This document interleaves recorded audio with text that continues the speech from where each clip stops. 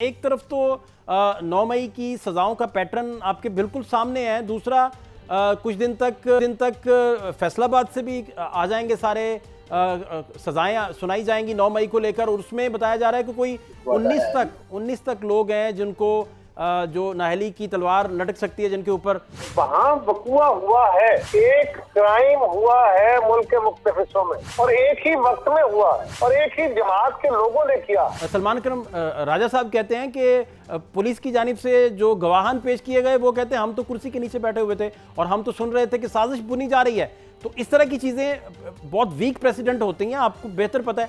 यास्मीन राशिद साहिबा बहुत काबिल एहतराम है, मुझे बड़ा दुख है तौर मेरे लिए बड़ी बहन है वो, मुझे उनका बड़ा एहतराम है, लेकिन एक क्राइम सीन पे उनकी प्रेजेंस मौजूद है। अली अमीन गंडापुर साहब की वहां से बैरिस्टर गौर कह रहे हैं नाअहली हो सकती है। 26 को भी वाकया तो हुआ, अली अमीन साहब भी थे, उनके साथ बाकी लोग भी थे, मुसल्लह लोग भी थे, पूरी रियासत को चैलेंज करके वो पहले धमकियां दे के आए थे। मैं समझना सर ये चाह रहा हूं कि एक तरफ तो 9 मई की सजाओं का पैटर्न आपके बिल्कुल सामने है। दूसरा कुछ दिन तक फैसलाबाद से भी आ जाएंगे सारे सजाएं सुनाई जाएंगी 9 मई को लेकर, और उसमें बताया जा रहा है कि कोई 19 तक लोग हैं जिनको जो नाहली की तलवार लटक सकती है जिनके ऊपर। और फिर 26 मई का भी सिलसिला शुरू हो जाएगा, और 26 मई के सिलसिले में बैरिस्टर गौर दावा कर रहे थे कि अली अमीन गंडापुर डिस्क्वालीफाई हो सकते हैं और वहां की पार्लियामेंट के बहुत बड़े पैमाने पर लोगों की डिस्क्वालिफिकेशन इस तरह अमल में आ सकती है।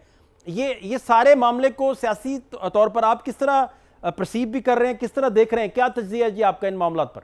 आपके सवाल क्योंकि खासा तवील है सर। इमारात पे इंसिडेंट्स हुए जिसको उन्होंने हमलों से ताबीर किया और उसके खिलाफ एक एफआईआर दर्ज की गई। ठीक। पीटीआई ने उस पर मौक़िफ़ इख्तियार किया कि ये हमारे लोग नहीं थे, बल्कि ये तो एजेंसियों ने अपने लोग भेजे थे, उन्होंने ये वाकया किया है या मुख्तलिफ जगहों पे वाकये किए हैं और हमारे खिलाफ केस बना दिए गए हैं। और पीटीआई के कुछ दोस्तों ने, जिनमें अली अमीन गंडापुर साहब भी हैं, उन्होंने कहा हमारे लोगों से गलतियां हो गई हैं, हम इनको डिसओन नहीं कर सकते। और तीसरा कि ये एक मौक़िफ़ ये था कि ये लोगों ने वाकये तो किए हैं, लेकिन ये उनकी इंडिविजुअल आरात थी, उनका इंडिविजुअल फैसला था, इससे पार्टी नज़म का कोई ताल्लुक नहीं था। आपने फरमाया अपने सवाल में कि एक तरह के फैसले हैं, अगर हम देखें तो ये एक ही तरह के वाकयात भी हैं, एक ही तरह के इंसिडेंट्स हैं। दिफाई इदारों की तंसीबात पे हमले होते हैं, हमले करने वाली एक जमात है जिनका क्लेम यह है कि सीसीटीवी फुटेज जो है वो तब्दील कर दी गई है, लेकिन जो मीडिया के पास, सारे मीडिया के पास उसकी फुटेज उस दिन की मौजूद है, उसके अंदर हकायक बिल्कुल मुख्तलिफ है। आपके पास भी है, बाकी चैनल्स के पास भी है। तो अगर एक ही तरह के वाकयात सारे मुल्क में हुए तो उसके ऊपर सजाएं भी एक ही तरह की होंगी और फिर ये देखा जाएगा कि कौन उसमें कितना कसूरवार है। शाह महमूद साहब के ऊपर कसूर जाहिर नहीं हुआ, बरी हो गए। अब आप इस पे राय रख सकते हैं कि जी सजाएं ज्यादा दी गई हैं, मैं रख सकता हूं कम दी गई है, सही हुआ है नहीं हुआ है, ओके, आपकी राय हो सकती है, मेरी राय हो। हम वाकयात से इनकार तो नहीं कर सकते, वाकयात तो हुए हैं। अब वाकयात हुए हैं तो उसकी किसी जगह तादीब भी होनी है, और उसके लिए बार बार पीटीआई को कहा गया कि आप अपने किए पे कम से कम उसकी माजरत का कोई रास्ता इख्तियार कर लें ताकि कोई नरमी की सूरत बन सके। और जो कंप्लेनेंट होता है, अगर उसका दुख मिट जाता है और वो अपना गुनाह माफ करने को तैयार हो जाए तो अदालत नरमी का रवैया इख्तियार कर लेती है। ये काम उन्होंने खुद नहीं किया, अब इसका क्या इलाज हो सकता है?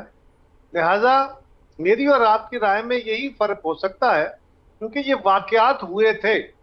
26 को जो वाकया आप फरमा रहे, 26 को भी वाकया तो हुआ, अली अमीन साहब भी थे, उनके साथ बाकी लोग भी थे, मुसल्लह लोग भी थे, पूरी रियासत को चैलेंज करके वो पहले धमकियां दे के आए थे, प्रेस कॉन्फ्रेंसेस करके आए थे, पुलिस के लोग मरे।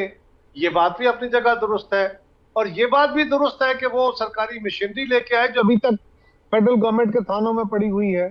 तो उस सारे वाकये को डिनाई तो नहीं किया जा सकता, आप उसको एहतजाज कह सकते हैं। मेरी नजर में या हुकूमत की नजर में वो एहतजाज से बियॉन्ड हो सकता है। ये सूरत हाल है। जैसे यास्मीन साहिबा उधर मौजूद थी, वो वर्कर्स को रोक रही थी। उमर सरफराज चीमा के बारे में भी यही इतलात आई कि वो भाई रोक रहे थे सारे। मैं जानना सिंपल ये चाह रहा हूँ कि जैसे सलमान करम राजा साहब कहते हैं कि पुलिस की जानिब से जो गवाहान पेश किए गए वो कहते हैं हम तो कुर्सी के नीचे बैठे हुए थे और हम तो सुन रहे थे कि साजिश बुनी जा रही है। तो इस तरह की चीज़ें बहुत वीक प्रेसिडेंट होती हैं, आपको बेहतर पता है। पाकिस्तान पीपल्स पार्टी को भुट्टो साहब का अदालती मर्डर भी आप लोगों ने जो है उसे भुगता हुआ है। मैं समझना ये चाह रहा हूं कि फिर इसे देखते किस तनाजुर में आप इन सारे वाकयात को?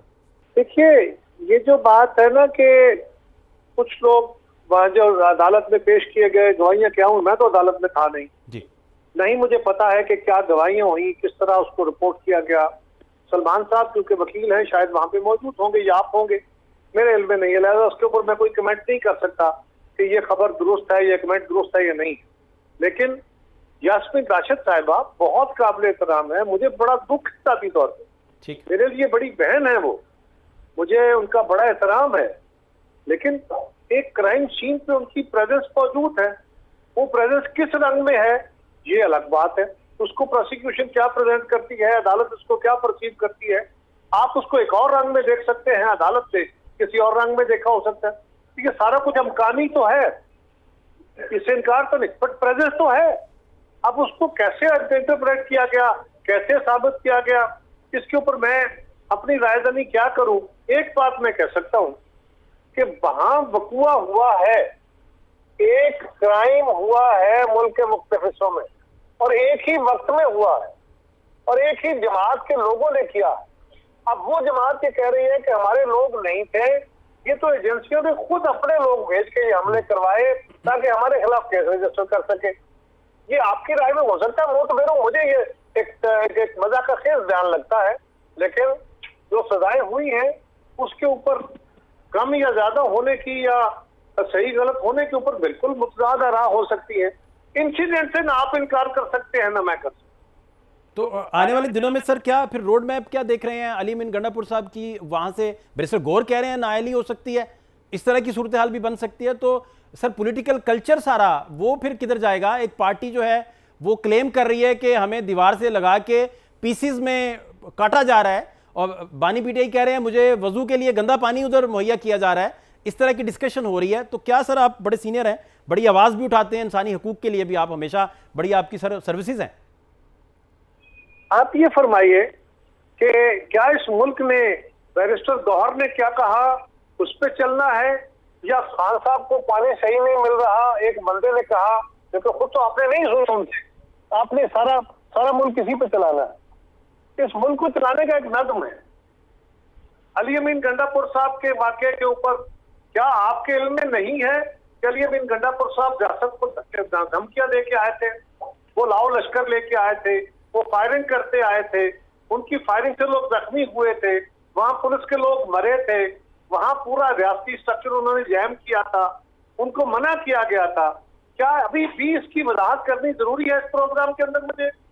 और उसके बाद रियासत ने अगर उनके खिलाफ केस रजिस्टर किया तो क्या आप या तो ये कहें कि कोई वकुआ नहीं हुआ, एक फेक वकुआ बना के अली अमीन साहब और उनके साथियों को या पीटीआई के कारकुनों को उसमें मुलव्वस कर दिया गया, फिर तो आपकी बात में वजन होगा आपके सवाल में।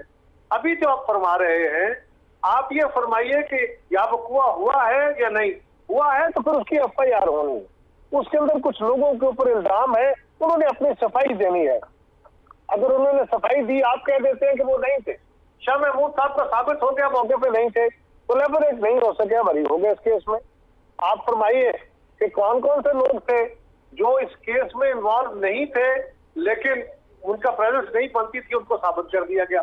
या ये फरमाइए कि नहीं वो लोग तो बस तैयार करने गए थे, केस उन पे ये डाल दिया गया, ऐसा तो हुआ ही नहीं, ये भी बात हो सकती है।